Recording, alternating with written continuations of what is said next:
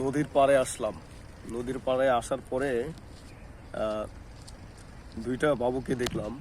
তো তারা এই আসলো পাশে। তো ওরা জিজ্ঞেস করলাম যে কি করো তোমরা, বলে যে মাদ্রাসায় পড়ি। আচ্ছা, তুমি কিসে পড়ো একটু বলবে? আমি কিতাবখানায় পড়ি। কিতাবখানায় পড়ো? কোথায়? মার্কাজ উত্তাকড়া, ঢাকা। মার্কাজ। সেখানে কি ভালো, মানে পড়াশোনা ভালো সেখানে? জি। মাশাআল্লাহ। তো কি সাবজেক্ট নিয়ে আছো বর্তমান? প্রথম জামাত। প্রথম জামাত। আচ্ছা, এভাবে এখানে কি তোমার বাংলা ক্লাস হয়? হ্যাঁ, বাংলা হয় না? মাশাআল্লাহ। তো ওইখানে শুধু আরবি হয় নাকি স্কুলের পড়াগুলো পড়ানো হয়? স্কুলের পড়াও পড়ানো। স্কুলের পড়াও পড়ানো হয়। তো তো এখানে তোমার ক্লাস কয়টা থেকে কয়টা পর্যন্ত? সকাল 6টা থেকে, সকাল 5টা থেকে শুরু হয়।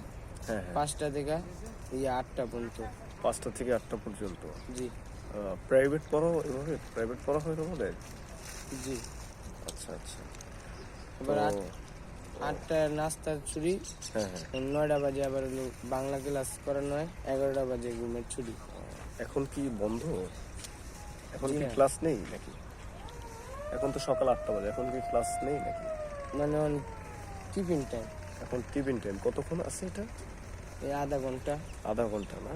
ও, আধা ঘন্টা কি তুমি তুমি তোমার বাসায় যাও খেতে? জি, বাসাতে খাইয়া পরে আবার মাদ্রাসায় যাই। ও, ঠিক আছে।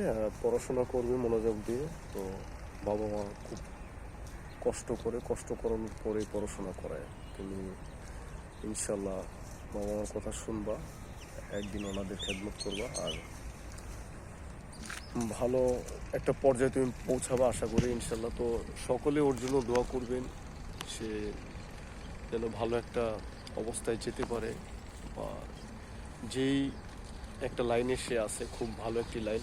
তো ওর জন্য সবাই দোয়া করবেন। তো ওর মাথায় যেন আল্লাহ তাআলা ওইরকম রহমতের জ্ঞান দিয়ে দেয়, সে এই আমাদের দেশের জন্য, সমাজের জন্য কিছু যেন করতে পারে। সবাই দোয়া করবেন ইনশাআল্লাহ। আসসালামু আলাইকুম।